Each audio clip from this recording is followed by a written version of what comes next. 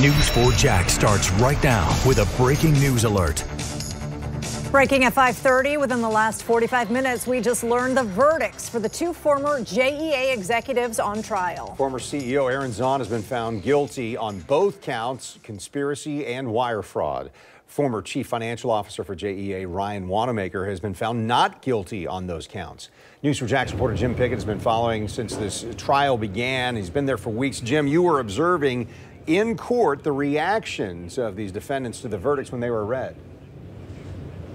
Kent, it was quite interesting. When the Wanamaker verdict was read, which was first, not guilty, he was in tears, sobbing, breaking down on each count when it was found not guilty. Obviously a relief, and we heard from him talking out, and that's when he was coming out. He was basically telling us that. Where Aaron Zahn was quiet at first and then broke down as well when there were the guilty verdicts announced on those two counts, fraud and conspiracy. And he could possibly spend 25 years in prison. We won't know. Sentencing is set in about 2 months, and that's when they will decide.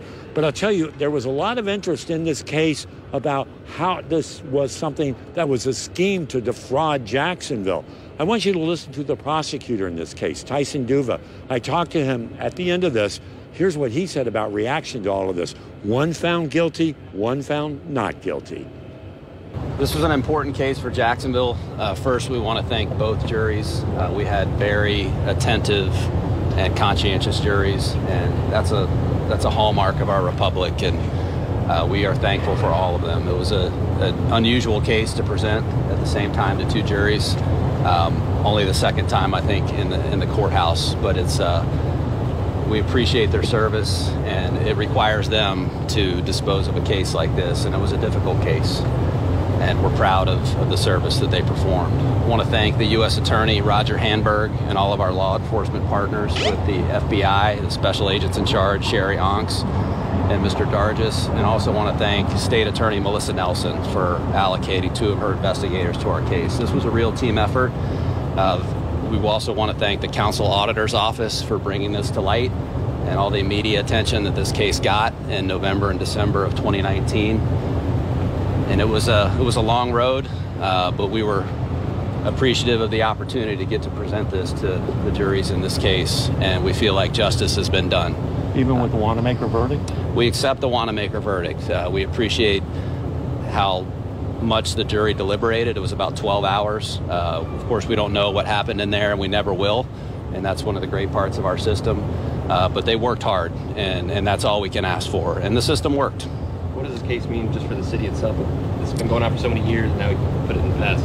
It has been. I think it's a huge event in our history, and I think it's a reminder that if there's a breach of the public trust, we're going to be here. We're going to be here with the state attorney's office, and we're going to partner in these cases going forward.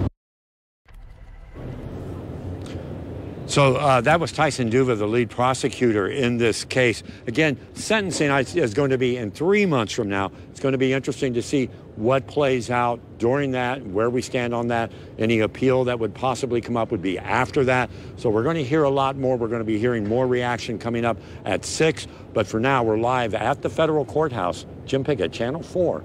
The local station. Thank you, Jim. Moments ago, JEA released a statement reading in part, the trial reinforced at least one key fact.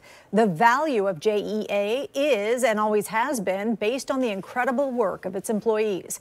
We are grateful for the dedication and commitment of the members of both juries who considered a tremendous amount of evidence and delivered a just verdict consistent with that evidence. The actions of a former CEO do not reflect our organization or our values. The FBI also releasing a statement reading in part, fraud and corruption pose a fundamental threat to our national security and our way of life, and the FBI will not tolerate those who seek to deceive American citizens. As a taxpayer, you are entitled to decisions based on the public's best interest, and we take very seriously our responsibility to investigate and aggressively pursue individuals who attempt to defraud publicly funded institutions in a selfish effort to line their pocketbooks. FBI Jacksonville is fully committed to ensuring that anyone who violates the public's trust is held accountable.